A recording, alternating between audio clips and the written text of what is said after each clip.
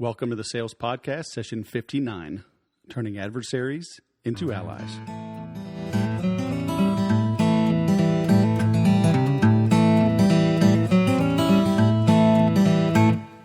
Welcome to the 59th edition of the Sales Podcast. I'm Wes Schaefer, the Sales Whisperer, your host, and today we've got a return guest, Mr. Bob Burg. He's here to discuss his newest book, Adversaries into Allies.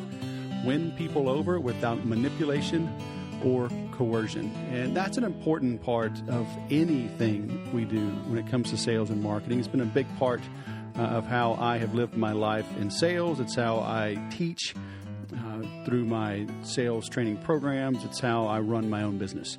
Life is too short to be manipulating people, trying to learn all the tricks.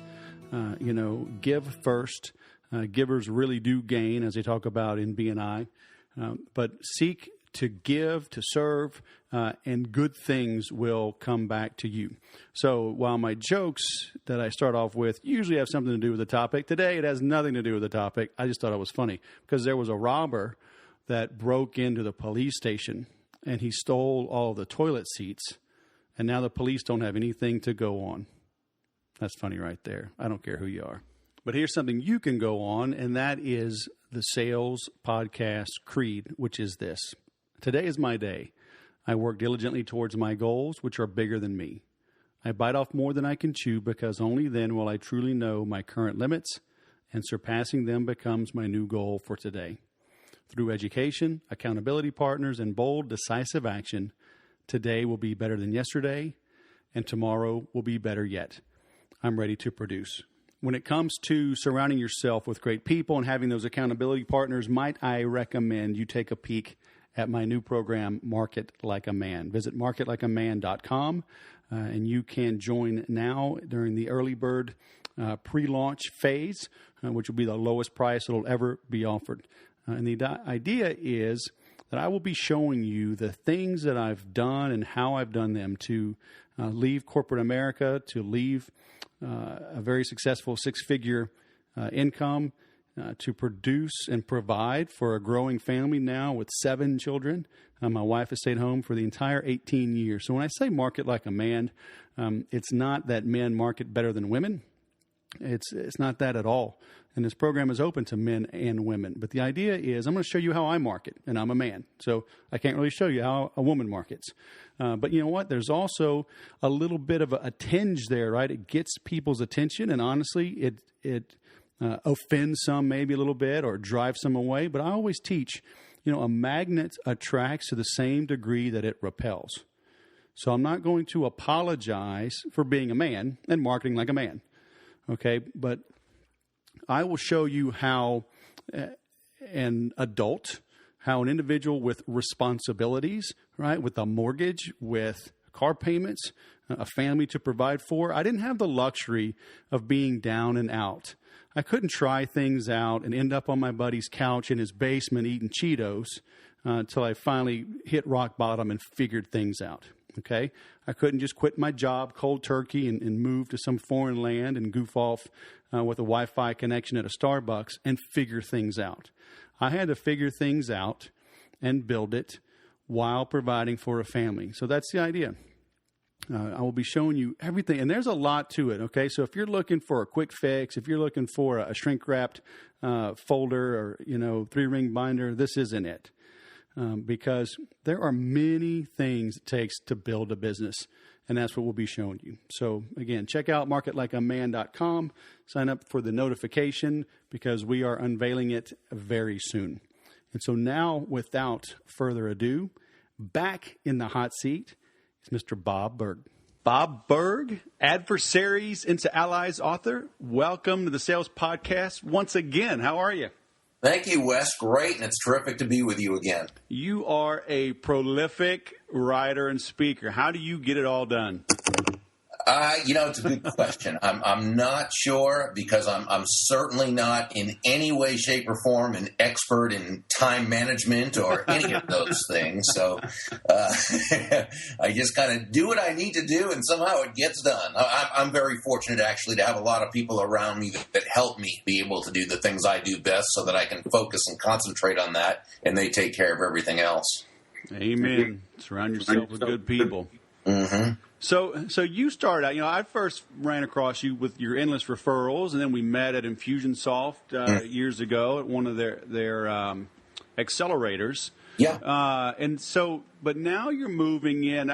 Would you say you're moving in a little different direction, or you're just expanding? Because this book is a little different, wouldn't you say, from referrals, and you had your what was it, the Go-Givers? Uh-huh. And now Adversaries into Allies. So what led you to down this path? Would you say it's different, or just expanding, or obviously it's all dealing with people, right? So right. And the Go-Giver and the 5 laws we talked about in the Go-Giver is really the foundation for everything I've ever written or spoken about. And when you think of it, endless referrals is really laws 2 and 3 of the Go-Giver. It's the amount of people you can get to serve, and it's expanding your influence in the business sense. With Adversaries into Allies, it's expanding your influence, yes, in the business sense, but it's also, there's a lot of other areas. It's a lot more probably personal areas as well. It's just overall effectiveness. Right. It's really the book I've wanted to write for a really long time. Oh, wow. Yeah. And so, in the format, it's not, it's a how-to book. So it's not a story like the Go-Giver. It is, after the first chapter, in which we basically explain the 5 laws of ultimate influence, 5 principles, it's really short examples of perhaps difficult interpersonal situations that one might come up against, and most of the chapters are anywhere from 1 to 3 pages, and simply provides the information on how to deal effectively with them, so that you really get the results you want when dealing with other people, Wes, but you do it in such a way that you're able to genuinely help them feel good about themselves, about the situation, and about you. And I think as important as technology is, as important as skills are, as important as all these things are, I think we first learned from Dale Carnegie in his classic How to Win Friends and Influence People that the person who has been able to master people's skills, really working with people in a very effective, productive way, that's the person who really advances further, faster, and is able to really accomplish a lot.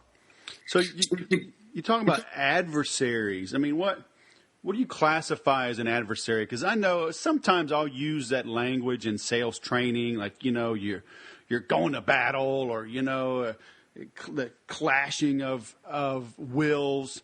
And it's more to just to convey a thought, because you are the person you're trying to sell to may have different goals than you, whatever, but are they really an adversary, or can you kind of expand on that, why you chose that word? Oh, I think that's a great question, and you provided a really terrific example. When we talk about adversaries in this book, we're simply talking about someone who, for whatever, and this person might be the nicest person in the world and someone you genuinely like, but they could be someone who, just because of the context of the situation, is standing in the way of a mutually beneficial situation. Hey, it could be the customer service representative who you need to return an item, and if you're like I am, you threw out the receipt or you lost it somewhere, and they have a strict policy at the company that there's no returns without receipts. And this young person at the customer service desk simply hasn't been empowered or equipped with the information on how to work with a customer who needs to do something a little bit different from what the rules say. And so we need to be able to tactfully and effectively be able to work with this person. It could be that sales prospect who, again, is a great person, but they're getting maybe hung up on the same thing, 5 or 6 times when you feel you've made the point and put that through. It could be a family member who wants you to do something because they really feel it's in your best interest, but the way they're going about it maybe isn't the correct way. So when we talk about, well, let's put it this way. One of my favorite quotes is from the prolific Japanese home run hitter Sadaharu Oh, who used to say that he never saw the opposing pitcher as his adversary, but rather as his partner in hitting home runs. And I always thought that was profound. In that same way, and for the context of this book, I see our adversaries as simply someone who is our partner in our attaining personal or professional satisfaction, while, of course, we help them as well. Right, and this is something I've personally struggled with over the years, is talking about influence versus persuasion versus manipulation, and not wanting to use tricks or sleight of hand or the gift of gab to maybe make somebody do something maybe they didn't want to. But I mean, can you kind of elaborate on the differences between influencing, right, for a mutual benefit versus manipulating someone? Yeah, well, it's an important question, a very important concept. There are really two ways to influence. Now, first of all, let's define the term. What really does influence even mean? On a very, very basic level, influence is the ability to move a person or persons to a desired action, usually within the context of a specific goal. There are two ways to do this when you think of it. There's manipulation and there's persuasion. I believe one of them is very negative, manipulation, one's positive, persuasion. But we've got to understand that the two of them are cousins. They are related. Now, I believe one's the evil cousin and one's the good cousin, but they're still related because both a manipulator and a persuader both understand human action. They both understand what motivates others, what causes people to move, and so forth. And so it's very important. Now, the difference in the two begins with intent, but it doesn't end there. And let me explain what I mean. Back in the 90s, I guess it was, I read a great book that was written in 1986 called The Art of Talking So That People Will Listen. But it was really much more about listening, not talking. But it was a brilliant book by Dr. Paul W. Sweats. Back then he lived in Memphis, I believe. And he gave what to me was the best delineation between the two, manipulation and persuasion. According to Dr. Sweats, manipulation aims at control, not cooperation. It does not consider the good of the other party. It typically results in a win-lose situation. In direct contrast to the manipulator, according to Dr. Sweats, the persuader seeks to enhance the self-esteem of the other party. The result is that people respond better because they're treated as responsible, we could say response-able, self-directing individuals. So, when you think of it, the manipulator is very what we call I-focused or me-focused. It's all about them. They may not want to hurt the other party, but if they have to in order to get what they want, they certainly will. It's all about with them, win at all costs. With a persuader, that would not happen. For a persuader to feel good about getting what they want, they have got to help that other person get what they want and feel good about the situation. So again, it begins with intent because both a manipulator and a persuader can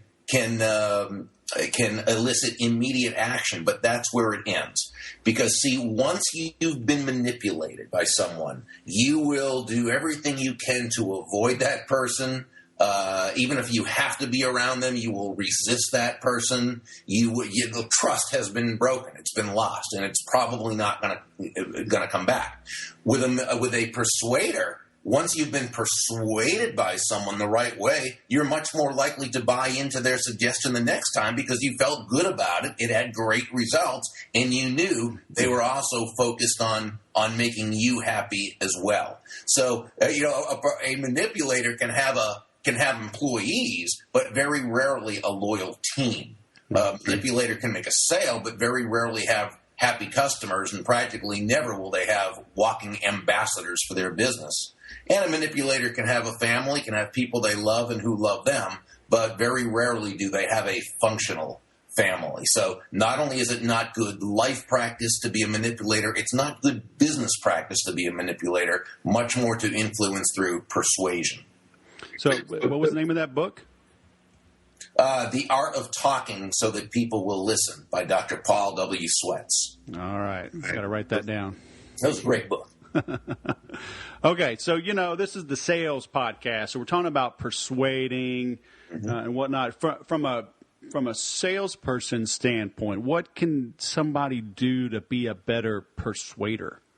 Yeah, well, Wes, I think it's very important to understand really what selling is and what selling isn't. And I think we discussed this when we discussed the Go-Giver last time. Very briefly, and you're an expert on sales. You teach this all the time. And this is one of the things that that you've got to be able to explain to people, just as I do and all of us in this profession have to, that selling is not, as some people think, trying to convince someone to buy something they don't want or need.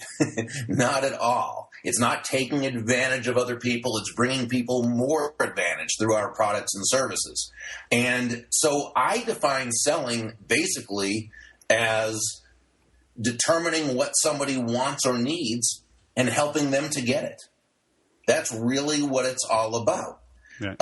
And to do this, first, we of course, ask questions. We ask the kind of questions that draw out what this person does want or need, and perhaps even things that they, challenges they might be having that they're not aware that they have that can be helped through our product or service. So when we sell, what are we doing? We're giving time, attention, counsel, education, empathy, and we're giving value. All this is part of the sales process. It is part of the influence process.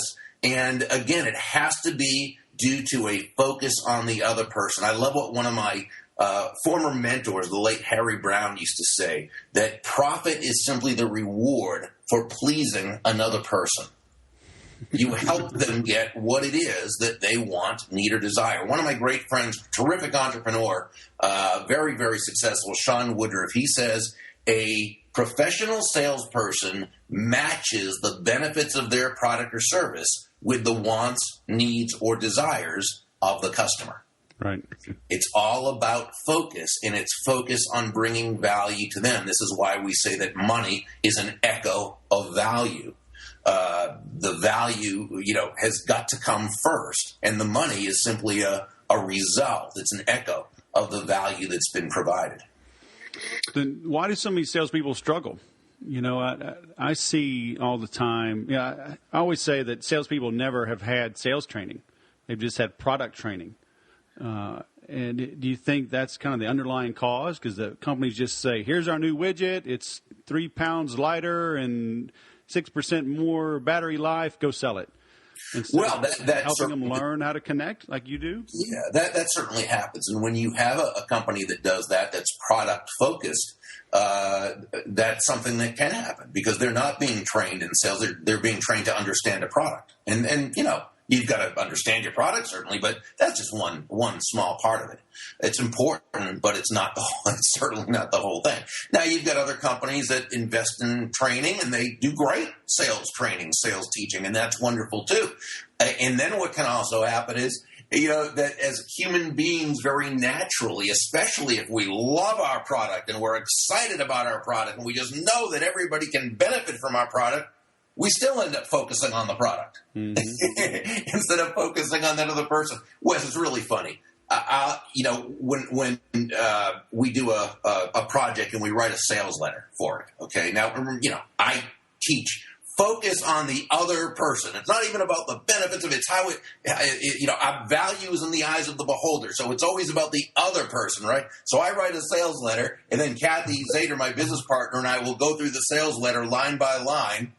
And I tell you, it's focused on the product, and I know better than this, but it's so natural that it's only as we start to edit it that, we look at it, oh my goodness, this is all about us. It's not about them, and so it's very natural. So I think it's something that we need to constantly work at and constantly understand that human nature says, we look at things based on our viewpoint, when if we're going to do things correctly, it must be from the other person's viewpoint. Right. And that gets into basically that's what empathy is, right? I mean, sure. It's, literally it's the identification with or vicarious experiencing of another person's feelings. Now, can we really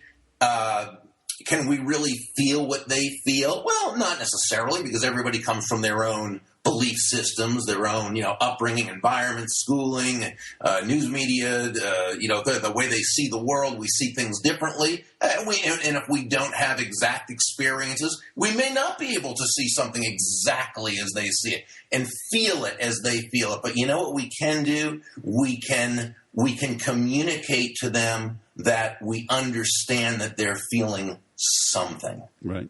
And that this something is very important to them, it's distressing to them, and we care about helping them work through it. I'll give you just a very quick example. I was at a diagnostic blood, I can't remember where you got clinic or what have you. Mm-hmm. And a woman came in, an elderly woman came in, and she was she approached the nurse receptionist, and you could see she was visibly upset, visibly angry, actually. And she said, "Oh, I can't believe you people lost my test results, and I had to come all the way in this morning. What a pain." And, well, the nurse receptionist simply looked at her and said, "Please have a seat. Someone will be with you in a moment." I mean, she said it would just she wasn't nasty, but she wasn't warm. And she did not personalize it. It was very, and so the elderly woman, you could tell she was just fuming, and she sort of defensively laughed and said, "I tell you, if you people do this again, I'm through with you all." Well, again, the nurse receptionist looked at her and said, "Please have a seat. Someone will be with you in a moment." And she went to her seat, and you could almost see the steam rising from her ears. Now, was it because they lost the test result? Well, she probably wasn't happy about that, of course. But no, she was steaming because the nurse receptionist showed her no empathy whatsoever. Right. She was totally robotic and matter of fact about it. All this the nurse receptionist had to say was something like, "Oh, I am so sorry. That must be so very frustrating to you. I will find out. I don't know why it happened. I'll find out and make sure it never happens again. Meanwhile, have a seat. Someone will be right with you. May I bring you a hot cup of tea?" or something like that. Now, had she done that, this woman would have gone back to her, condo or wherever she lived and had just bragged about this person and this company and this to everyone. Instead, I guarantee she'd have been a great, what we call, personal walking ambassador. Instead, she probably complained for the next week to everyone who was in earshot about the horrible way she was, treated at this place. Well, that's the difference between empathy and non-empathy. Right. Now, you say in the book there's one question you can ask that's pretty much guaranteed to keep a potential misunderstanding, maybe like this, from ever popping up. What's that magic question? Well, it has to do with belief systems again, that we look at, that we all see the world through our own viewpoint, if you will, from our own belief system, through our own operating system. So we can hear a word or a term and interpret it different ways. So let's say you have someone, the team leader comes back and says, "Hey, just got word from the client, things have changed, we've got to get this project completed as soon as possible." So there's 3 people on the team.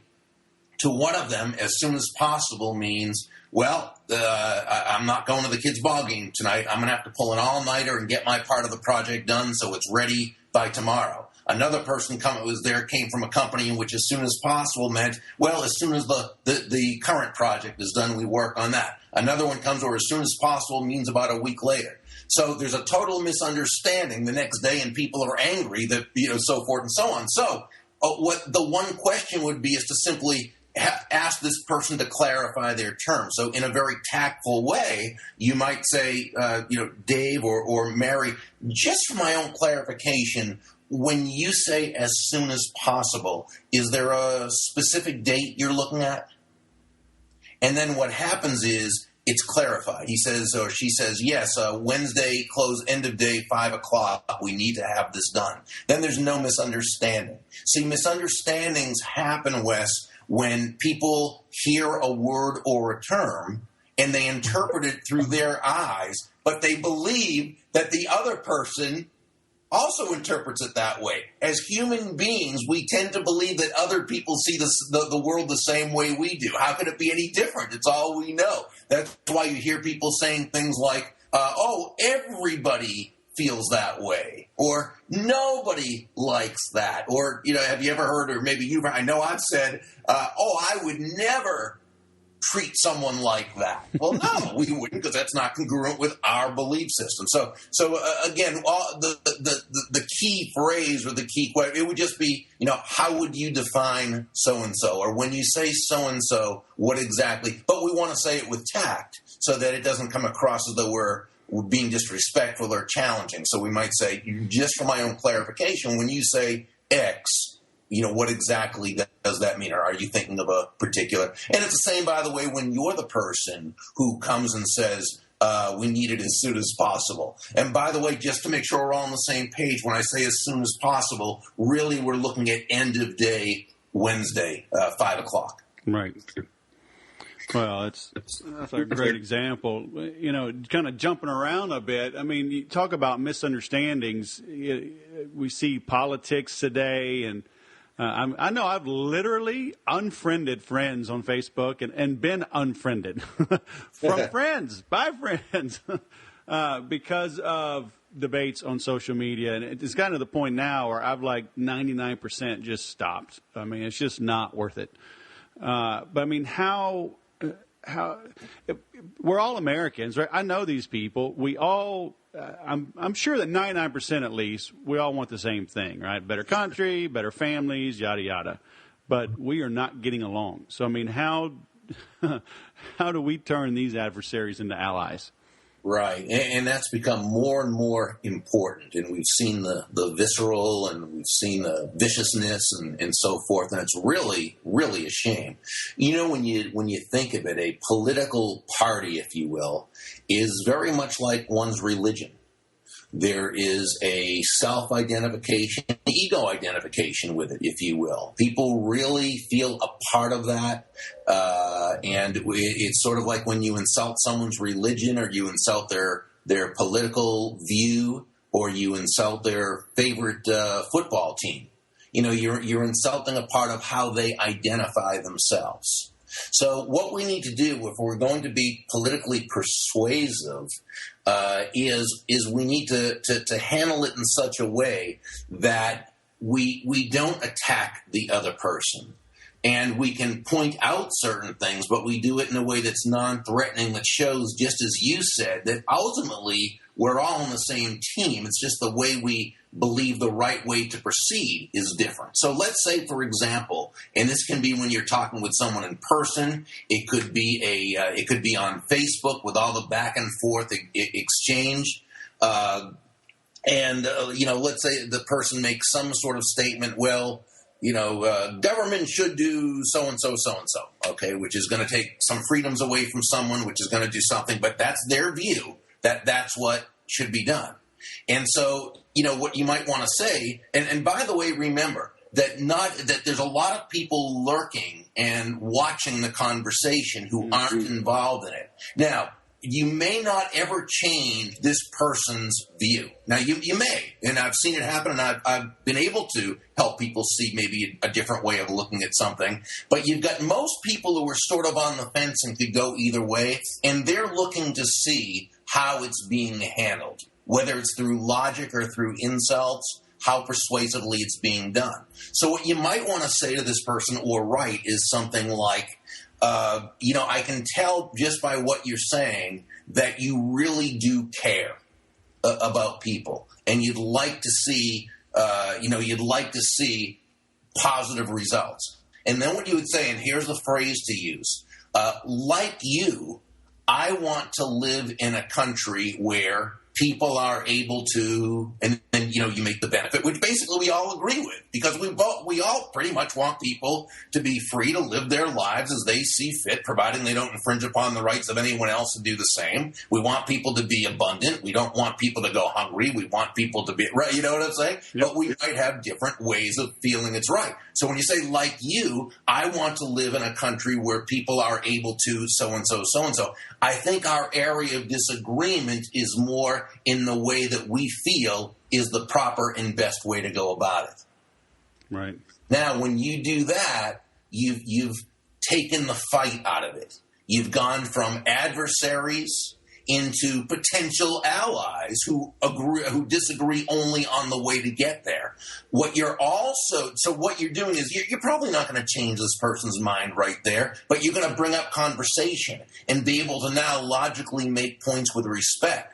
But even if this person doesn't change or isn't willing to be open, you've got other people, remember, who are the lurkers, who are saying, this other person's being insulting, they're being nasty, they're totally dogmatic, and here's this other person, while they're not compromising on their values or their beliefs, is being very polite and very respectful. Now, who has more credibility? Right. And so that's how we want to do it. So we want to understand, as you said, that this other person's probably not an evil person, and no, they're not trying to ruin the country, and no, they're not wanting bad things for other people. They just have a different way of, based on their beliefs and their learning and their inclinations to feel a certain way. So we've got to understand that. We've got to acknowledge their humanity and good intent. And then from there, we're operating from the proper frame. Well, and that's so hard because at its core, and I guess this is why you have it, your number one of your 5 principles of ultimate influence is, I just lost it, control your emotions. Right, exactly. Right, because we get emotional in politics, religion, in business, right? Because the next thing I want to talk about, people hitting you saying it's too expensive, overpriced. But, we get emotional, and all logic, all reason just flies out of the window. So how do we control our emotions? Well, and we need to understand it is so important, because it's only when we can control our emotions, when we're in control of them as opposed to they being in control of us, it's only then that we're even in the position to be able to take a potentially negative person or situation and turn it into a win for everyone involved. In the book, I quote the sages of old when they asked, who is a mighty person? Right, and their answer was that person who can control their own emotions and make of an enemy or of a potential enemy a friend. As human beings, we are emotional. We'd like to think we're logical, but, again, as a teacher of sales, and we all know we're not logical. We buy things usually based on emotion. We back up those emotional decisions with logic. We rationalize, which is to tell ourselves rational lies, and we back up those rational lies with logic. And that's just, it's part of human nature. And of course we're also logical, but we're basically more emotional. And so what we need to be able to do is not allow our buttons to be pushed by other people so that we remain in control of that, which is not to say, by the way, that we shouldn't be emotional people.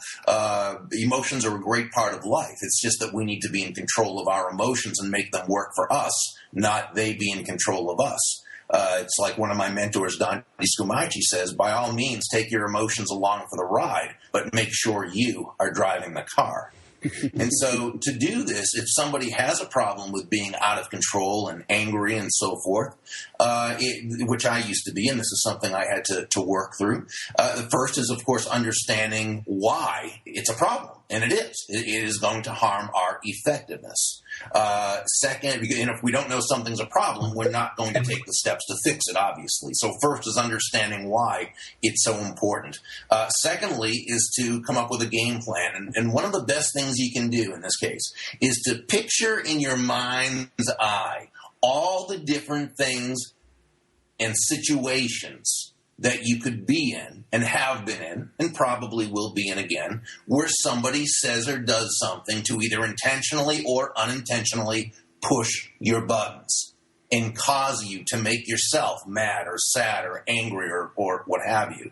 And then, much as an astronaut, before they go up into space, will actually do hundreds of simulated missions, right? So that by the time they get up there, when something does happen, hey, they've been there, they've done that. And someone might say, well, yeah, but doing all those simulations isn't the exact same as being up there in space. No, it isn't, but it's close enough.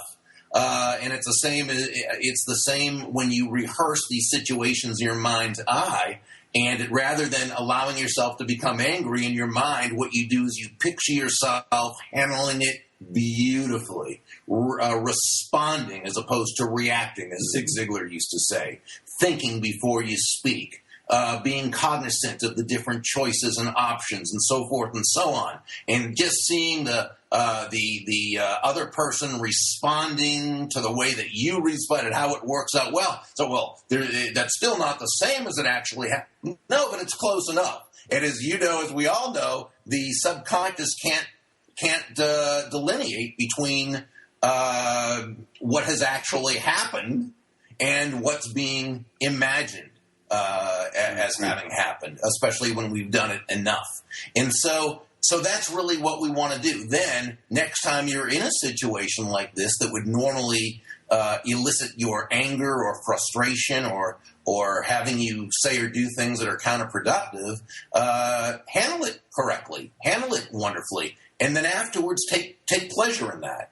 Take pleasure that you are able to do that. Build in your small successes. Understand that if you can do it correctly once, you can theoretically do it correctly every time. Now, of course, you won't. We all make mistakes. We're human beings. So the times when we do react instead of respond, the times where we don't handle it like we'd like to, well, we can be a little disappointed in ourselves, and no problem there. But let's not go overboard because, hey, we're human beings, and we're going to have plenty of chances to do it better the next time. And really, I got to tell you, Wes, after a very short time of going through this, the rehearsing and the trying and the doing, you'll find right away, not right away, but very quickly, you'll improve immeasurably in this regard. And being in control like that, it'll help us get out of speeding tickets? Yeah, well, it's funny. This is something that I've taught for years, and not only has it worked for me, but it's worked for so many other people. I probably get more emails about this than about any one thing. But now, when won't it work? It won't work if you are driving very dangerously or if you're inebriated. It won't work in these cases, nor should it. But when it will work is when, you were going over the speed limit, not crazy, but enough that it was ticket worthy, where you didn't come to that complete stop, but it wasn't public enemy number one, but it was still enough to get pulled over and perhaps get a ticket. And what you do in this case, and the first part of this I actually learned first, you come to a complete stop. If it's at night, you put the inside car lights on so that the police officer can see you. And this first part I learned from a former state trooper. You put your hands on the 10 o'clock and 2 o'clock positions of the wheel and stay perfectly still while the officer approaches. Why? Because you're showing total respect and empathy. You're communicating that, hey, I understand that while you're out doing a great job protecting and serving us, when you approach a vehicle who you just stopped, this is your most dangerous time. So we're letting them know we understand that, and we're making them feel comfortable with the situation. Then when they ask, do you realize you were going X miles an hour in a Y miles per hour zone? You simply say, yes, I do realize that, and I apologize. Or if this is true, you might say, I did not realize that until I saw heard your siren. I looked down, and you're exactly right, officer. I was going that speed. I apologize. What you did right here, again, aside from continuing to show genuine and authentic respect, you didn't lie. You didn't make an excuse, which they hear umpteen times, per shift, and they don't believe any of them anyway. So you handle the perfect. Now, at this point, there's a good chance you'll probably, get a warning, but you can take it to that next step by saying, again, officer, I'm absolutely guilty. This isn't something I usually do, and I'm wondering if it would be possible if I could perhaps get off with a warning this time. Now, what you did, again, aside from the politeness and respect, we also added something I call the out or the back door. You said, if appropriate, if I could possibly get out. And what you've done in this case is you haven't tried to use some kind of, subliminal thing where you're telling him he's going to let you off. But no, you've, again, shown respect. You let him know it's his choice. If possible, or if it would be possible, if I could perhaps get off with a warning, that you've given him the out or back door. Burg's law of the out or back door is that the bigger the out or back door you give someone to take, the less they'll feel the need to take it. So you make the person feel like it's their decision, which of course it is. And then, again, you're probably going to get the warning, but if you want to take it one more level deep, you can utilize what I call the 8 key words that will practically always move a person to your side of the issue, again, assuming you've set it up correctly with politeness and respect. And that is to say, if you can't do it, I'll definitely understand. If you can't do it, I'll definitely understand. You might then follow up with, if you could, I'd certainly appreciate it. Right, Boom. right. And then you leave it, in his hands and her hands, whatever. And the chances are you're gonna probably get away with it. Every time, no, of course not. But most of the time, yes. Now, of course, the best thing is to not speed and come to that complete stop. But if you have to learn a lesson, I'd rather you be able to do it without having to go to driver's school or take that course or whatever. All right, so this book, Adversaries and the Allies, it tells us the 5 principles of ultimate influence, how to get out of a speeding ticket, how to scratch a hog, how to learn selling from 10-year-olds, and I don't know what, 100 more stories? Yeah, I don't know. Are there like 77 or 170? I'm not sure, but there's a bunch. And it's between 1 and 3 pages, and so it's not something you need to. But it's a very quick read. Yep. It's not something you need to pore over and so forth. You can read a story at a time, go back to it, pick it up, and so forth. Yep, I've enjoyed reading it. Enjoyed having you back on the show. Where can people find out where to get this new book? Sure. Best thing to do is just visit my website, which is Burg, BURG.com. You'll see a graphic for the book. Just click on it. It will take you to a page where you can get chapter 1 to see if you like it first. While at my homepage, you can visit my blog, connect with me on all the various social media, check out our Go Givers International membership community. It's a lot of fun. And just come by and hang around for a while. Sounds good. And, I've enjoyed getting to know you a little more even on social media. I found you're very responsive, and it's been fantastic watching you grow. And thanks for coming on the show again. Wes, I appreciate you so much. Thanks for all the great value you add to so many of us. All right, Bob. Have a great day. You too. Let's focus on number 1 of Bob's 5 principles of ultimate influence. Control your own emotions. I can't tell you how many times it's gotten me into trouble. When you read the history of greats like Abraham Lincoln, he let his emotions get the best of him. He would light people up in the newspapers, and it led to a duel that they almost went through with. And, he could have died. And their wives stepped in the middle of it. And then from then on, Lincoln never really took anybody to task, at least not in a manner that was belittling, right? He controlled his emotion. I know little things like, road rage, getting cut off in traffic. I have calmed down on that. I mean, I used to really get upset if somebody did that to me. And now, I don't know if I'm getting older, I don't have to commute as much, but I've just realized it's not worth the energy or the effort. And even, Bob talked about it in social media and politics, where we've become so diverse and so hostile towards one another. This leads into selling as well, but having empathy. If you have great empathy, which means you can walk a mile in their shoes or at least envision it, then you can see things from their perspective. Maybe it'll help you calm down a little bit. It helps me calm down a lot. And then you can have an honest dialogue instead of just attacking one another. So check out Bob's book, and I think it'll help make a big difference in how you approach selling, networking, give you more of a servant's attitude, which is what we all need in this life. And then if I can help serve you through my new Market Like a Man program, please check it out. As I mentioned at the beginning, marketlikeaman.com. And included in that will be access to my 30-day sales growth program. So save that money, put it into Market Like a Man, and we'll all get along much better. And we'll all become, instead of adversaries, we'll become allies. How's that? I'm going to keep that in there just to show you that it's real. As always, thanks for listening. Please leave a comment on the Sales Whisperer website and on iTunes. I can't tell you how much that helps to get the reviews. It helps us bubble up, helps people find it. And the more people find it, the more I can help. The more I can help, the more things I can offer for free. So it's just the circle of life. Thanks for listening, and remember to sell different.